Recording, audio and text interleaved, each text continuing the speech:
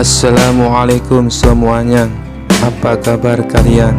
Semoga dalam keadaan sehat dan dilancarkan rezekinya oleh Allah. Amin ya robbal alamin. Abu Nawas dikenal suka menolong, tapi ada saja orang yang tidak suka dengan sosok cerdas dan humoris ini. Sebut saja Abu Jahal. Entah kenapa dia sangat membenci Abu Nawas. Abu Jahal selalu mencari celah untuk memfitnah Abu Nawas, tapi selalu gagal. Tentu saja hal ini membuatnya makin membenci Abu Nawas. Sampai suatu ketika Abu Jahal mempunyai rencana yang licik. Dia hendak menjebak Abu Nawas, supaya namanya menjadi buruk di mata masyarakat. Esok harinya Abu Jahal mulai mengatur strategi. Ia pergi ke pasar untuk membeli sandal. Sandal yang ia beli sama persis dengan kepunyaan Abu Nawas. Abu Jahal juga membayar orang suruhan untuk mengambil keledainya sendiri pada malam hari. Setelah malam tiba, Abu Jahal mulai menjalankan aksinya. Dia sengaja menaruh keledainya di depan rumah dan meletakkan sandal yang sama persis dengan sandal Abu Nawas di halaman rumahnya. Tidak lama kemudian, datanglah orang bayaran Abu Jahal untuk mengambil keledai di depan rumahnya. Setelah orang bayarannya sudah benar-benar menghilang, Abu Jahal mendadak berteriak, "Maling, maling, keledaiku dicuri maling!" Teriak Abu Jahal pura-pura panik. Sontak teriakan Abu Jahal mengundang perhatian para tetangganya. Mereka lalu berduyun-duyun mendatangi rumah Abu Jahal. "Ada apa Abu Jahal?" tanya salah satu tetangganya.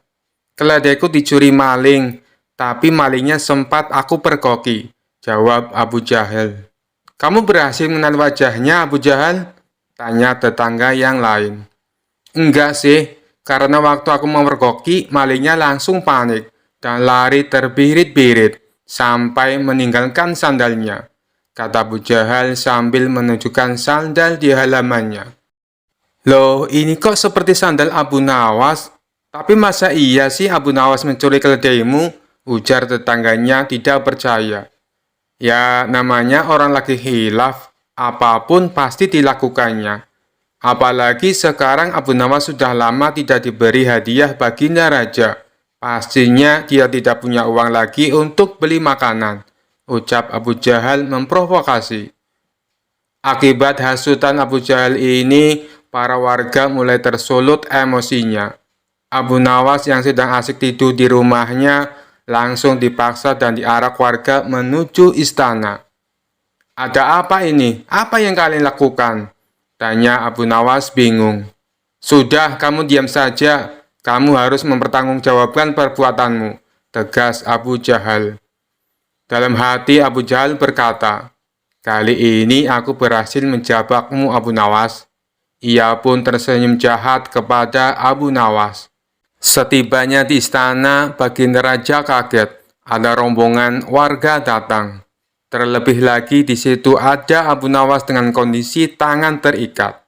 "Ada apa ini? Kenapa malam-malam datang kemari?"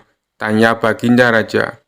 "Ampun Paduka yang mulia, hamba mau melaporkan keledai hamba dicuri Abu Nawas," jawab Abu Jahal. Abu Nawas yang mendengar pengaduan Abu Jahal hanya terdiam. Ia menunggu saat yang tepat untuk membongkar kedok Abu Jahal. "Memangnya kamu punya buktinya Abu Jahal?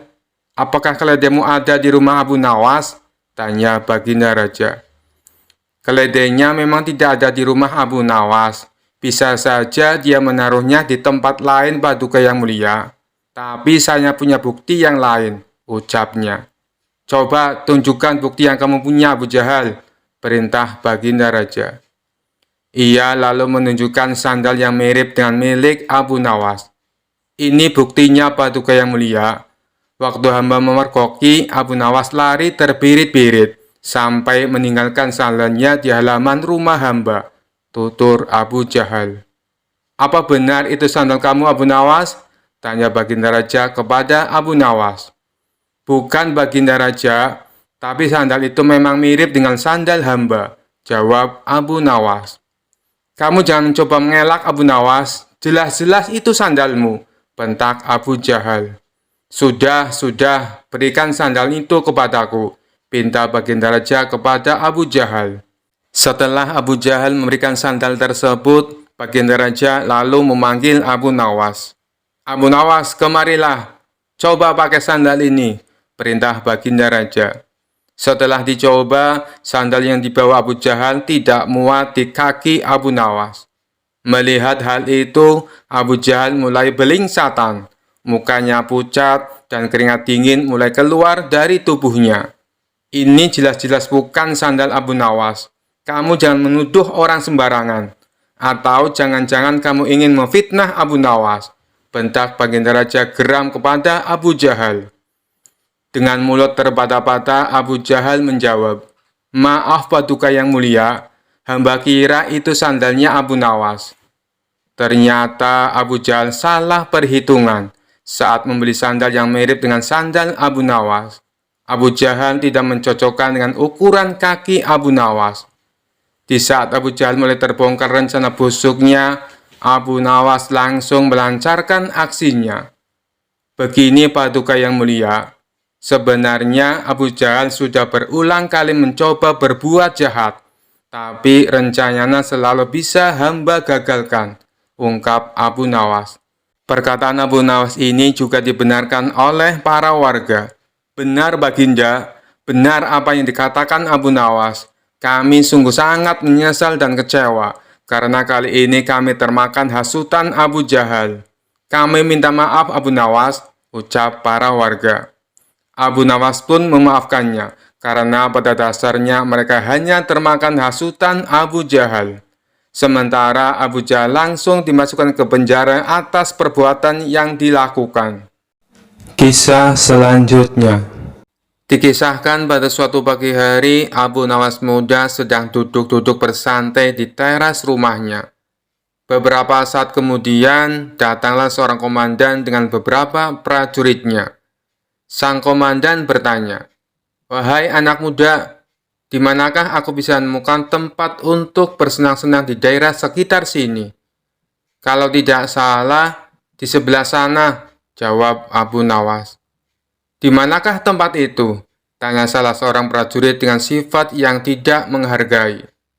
"Pergilah ke arah sana, lurus tanpa belok-belok. Maka kalian akan menjumpai tempat untuk bersenang-senang," jawab Abu Nawas.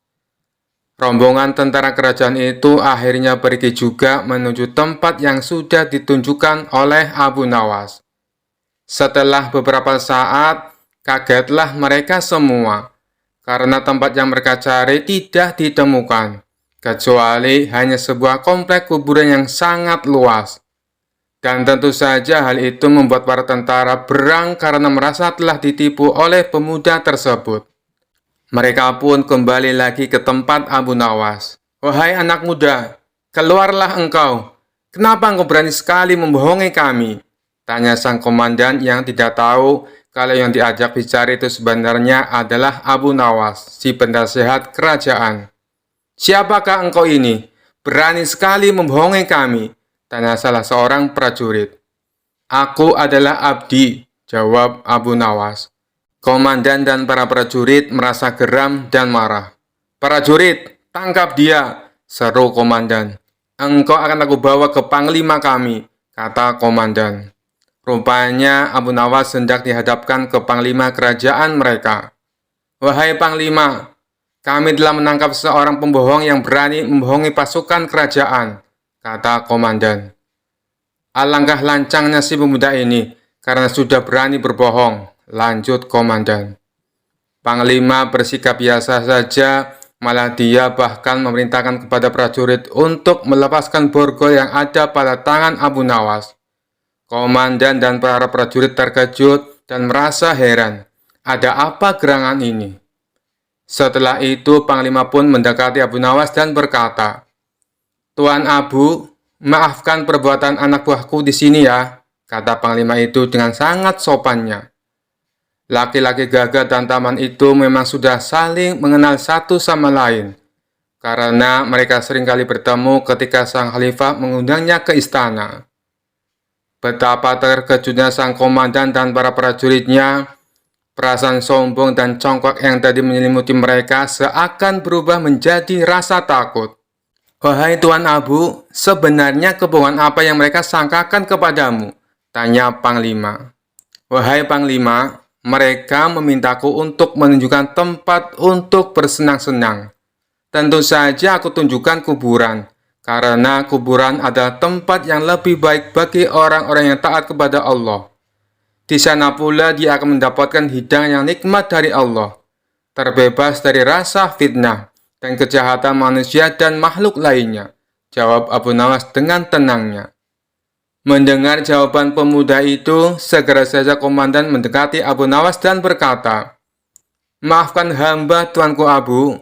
Andai saja aku mengetahui bahwa Tuan adalah Tuan Abu, tentu kami tidak akan berani membawa Tuan ke hadapan Panglima," kata komandan lagi. "Wahai komandan, apakah aku telah membohongi kalian? Bukankah aku berkata benar? Aku adalah abdi, dan setiap orang adalah abdi Allah, termasuk kalian semuanya," kata Abu Nawas. "Anda benar, Tuanku," jawab komandan. Komandan dan prajurit yang telah menangkap Abu Nawas merasa malu jadinya.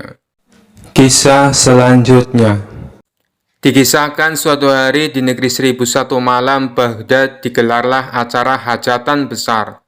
Sang Raja Harun al-Rasyid pun berniat merayakan pesta ulang tahun kerajaan bersama-sama dengan seluruh rakyatnya. Pada hari yang telah ditunggu tiba, rakyat Baghdad dikumpulkan di depan pendopo istana. Raja Harun sang penguasa berdiri dan berkata, "Wahai rakyatku yang tercinta, hari ini kita mengadakan pesta ulang tahun kerajaan. Aku akan memberi hadiah kepada para fakir miskin.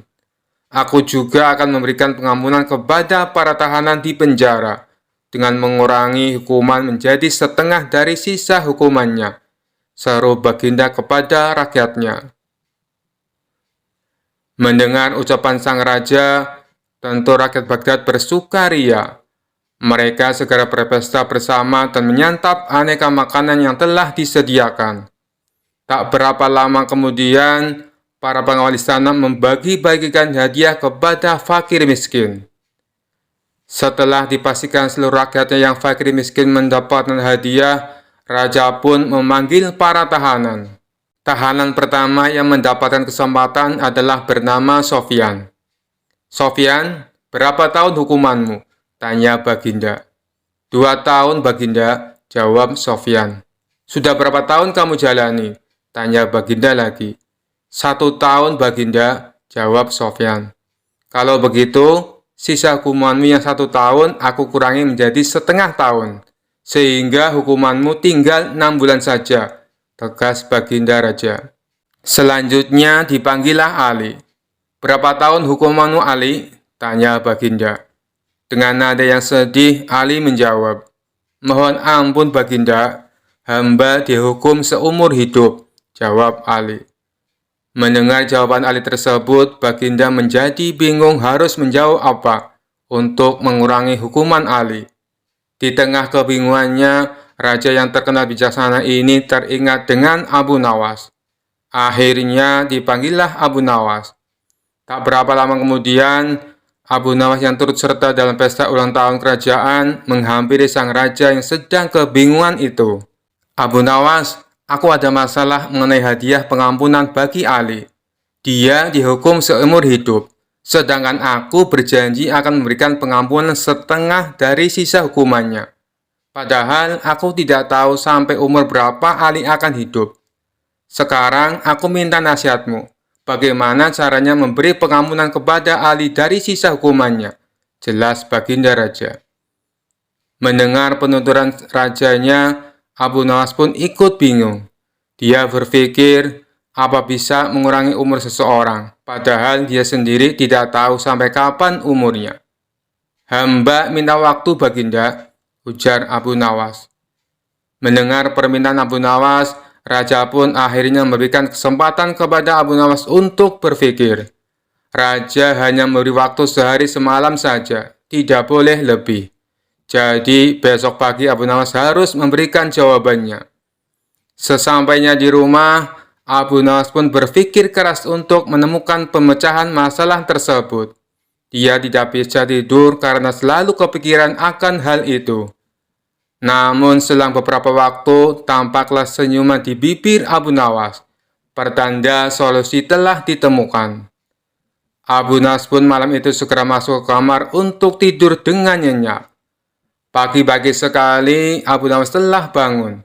Setelah mandi dan sarapan, dia pun pergi menghadap raja setelah berpamitan kepada istrinya. Hamba sudah mendapatkan cara untuk memecahkan masalah si Ali, Baginda.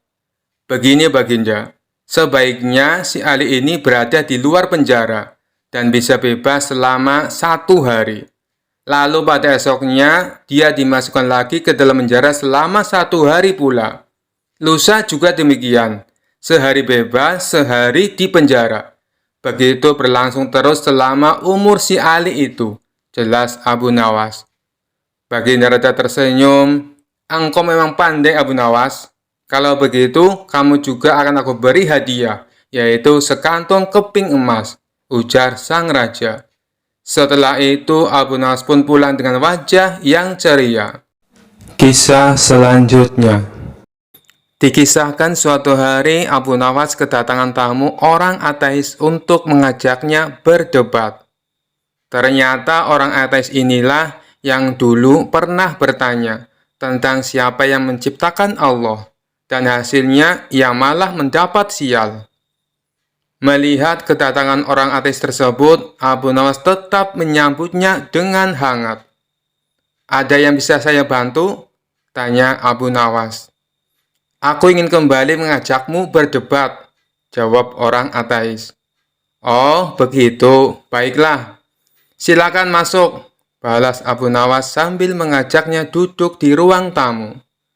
Setelah keduanya duduk di kursi, Abu Nawas berkata kepadanya, sekarang beritahu aku, persoalan apa yang ingin kau debatkan? Orang ateis pun mulai dengan sebuah pertanyaan. Wahai Abu Nawas, menurutmu, apakah Allah Tuhanmu yang menciptakan alam semesta ini? Kata orang ateis. Iya, benar, balas Abu Nawas. Baik, wajarnya kalau orang bekerja pasti akan merasakan capek. Lalu dia akan tidur untuk istirahat. Bukankah menciptakan langit dan bumi tidaklah gampang? Belum lagi mengatur makhluk-makhluknya. Tentu butuh istirahat dan tidur, tanya orang ateis. Tentu saja tidak pernah, jawab Abu Nawas dengan tegas. Oh ya, mana buktinya? Tantang orang ateis. Untuk membuktikan ucapanku, kau harus menginap di rumahku malam ini, jelas Abu Nawas. Aku tidak keberatan, malam ini aku akan tidur di rumahmu, balas orang ateis.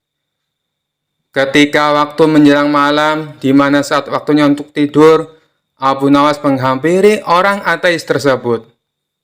Di tangan Abu Nawas terdapat 2 bejana, yang masing-masing berisi air. Untuk apa bejana-bejana itu? Tanya orang ateis penasaran. Katanya kamu ingin bukti. Turuti saja perintahku, ujar Abu Nawas. Baiklah, beritahu aku apa yang harus aku lakukan, tanya orang ateis itu kembali. Pegang kedua bejana ini dengan kedua tanganmu. Awas, jangan sampai airnya tumpah, apalagi sampai bejananya jatuh, perintah Abu Nawas. Orang ateis pun langsung melakukannya. Awalnya kedua tangan orang ateis itu masih bertahan. 2 bejana yang berisi air masih terjaga dengan aman. Lama-kelamaan, rasa kantuk mulai menghinggap. Meskipun ia berusaha terjaga, namun rasa kantuk tak bisa dihindari. Ia pun akhirnya memutuskan untuk memegangi bejananya sambil tiduran. Tiba-tiba tanpa sadar matanya terpejam. 2 bejana yang berisi air tumpah mengenai mukanya, dan bejananya menjadi pecah karena jatuh ke tanah. Akibatnya seluruh tubuhnya menjadi basah kuyup. Keesokan paginya, Orang etis itu menanyakan maksud atas perintah Abu Nawas tersebut. Abu Nawas lalu menjelaskan, dua bejana yang kau pegang, aku ibaratkan langit dan bumi. Seandainya Allah tidur, meskipun hanya sedetik, niscaya langit dan bumi akan hancur, seperti yang kau alami tadi malam. Mendengar penjelasan tersebut, orang ateis itu pun terdiam, sambil merenungi perkataan Abu Nawas. Kisah selanjutnya. Dikisahkan ada seorang anak kecil yang ingin mengalahkan Abu Nawas dalam permainan tebak-tebakan. Anak itu bahkan sampai rela menunggu di sebuah jalan yang biasa dilalui oleh Abu Nawas. Tidak berapa lama, lewatlah Abu Nawas yang baru pulang dari kebun. Ia membawa dua labu yang dipetik dari kebun miliknya. Anak kecil tersebut lalu segera menghampiri dan menyapanya. "Tuan Abu Nawas, bisakah Anda berhenti sebentar?" pinta si anak. Abu Nawas pun menghentikan langkahnya, menuruti permintaan anak kecil itu. "Ada apa memangnya?" tanya dia. "Begini Tuan Abu Nawas, Anda kan sangat terkenal cerdik, juga pandai. Oleh karena itu, aku ingin menantang Anda main sebuah tebak-tebakan," kata si anak penuh percaya diri. "Boleh, apa peraturannya?" tanya Abu Nawas. "Apabila Tuan Abu Nawas tidak bisa menjawab tebakanku, maka buah labu yang ada di tangan Anda jadi milikku," ujar si anak kecil. "Baik, silakan. Apa tebak-tebakanmu?" ucap Abu Nawas. "Coba tebak, burung kecil yang ada dalam genggaman tanganku ini hidup atau mati? Kalau Tuan Abu Nawas menjawab salah, maka buah labunya jadi milik saya," kata si anak kecil. Dengan wajah tersenyum, Abu Nawas mengangguk setuju. Lalu ia pun menjawab, "Burung kecil dalam genggamanmu sudah mati." Mendengar jawaban tersebut, si anak kecil senang sekali. "Anda salah, Tuan Abu Nawas," teriak dia kegirangan. Lalu membuka genggaman tangannya dan membiarkan burungnya terbang dengan bebas. "Oh iya, aku salah. Baiklah, buah labu ini menjadi milikmu," balas Abu Nawas dengan tersenyum bahagia. Si anak kecil merasa heran kenapa Abu Nawas malah terlihat gembira. Tapi di lain pihak, ia mendapat dua buah labu tanpa harus membelinya. Dengan wajah ceria, si anak kecil kemudian membawa pulang buah labu pemberian Abu Nawas itu. Setibanya di rumah, ayah si anak lantas bertanya tentang dua buah labu yang dibawanya. "Dari mana kamu mendapatkan itu?" tanya sang ayah.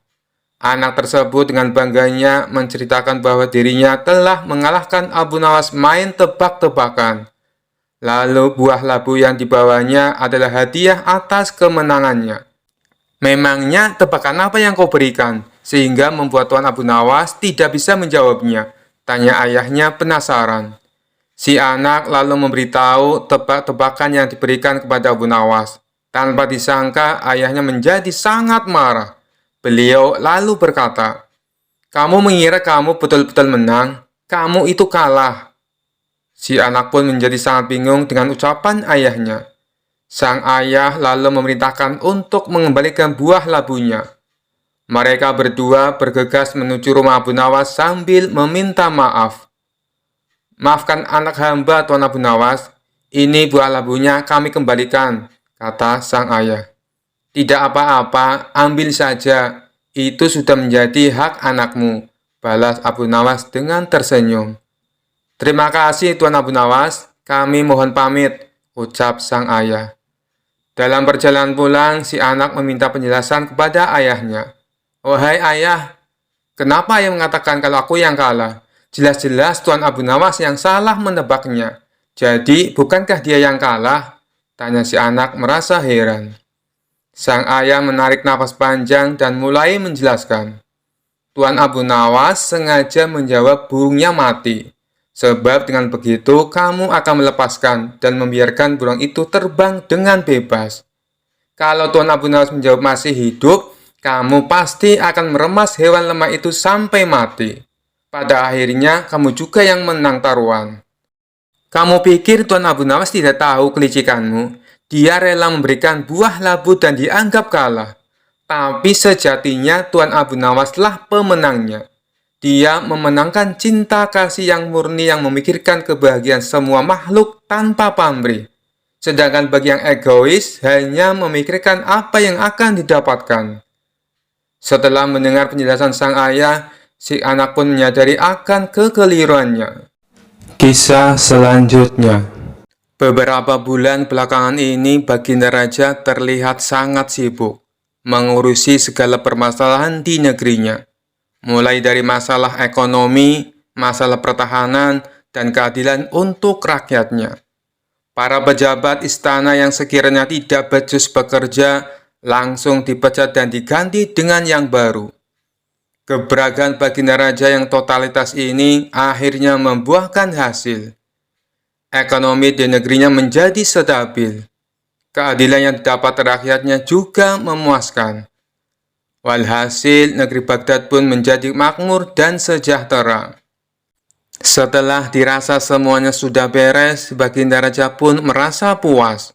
Kemudian, ia menyempatkan waktunya untuk menenangkan diri dari semua rutinitas.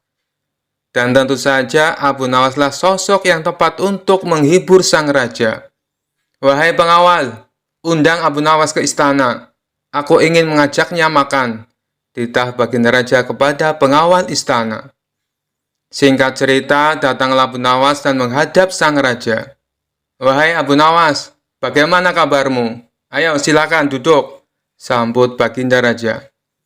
Tak berselang lama setelah mereka berdua duduk, hidangan pun datang dan diletakkan di meja makan. Melihat ada ayam panggang, mendadak perut Abu Nawas keroncongan. Ia sudah tak sabar ingin segera melahapnya. Tiba-tiba kembali datang hidangan yang kedua, yaitu sayur sop ayam. Kemudian disusul dengan hidangan yang ketiga, yaitu ayam goreng dan ayam bakar.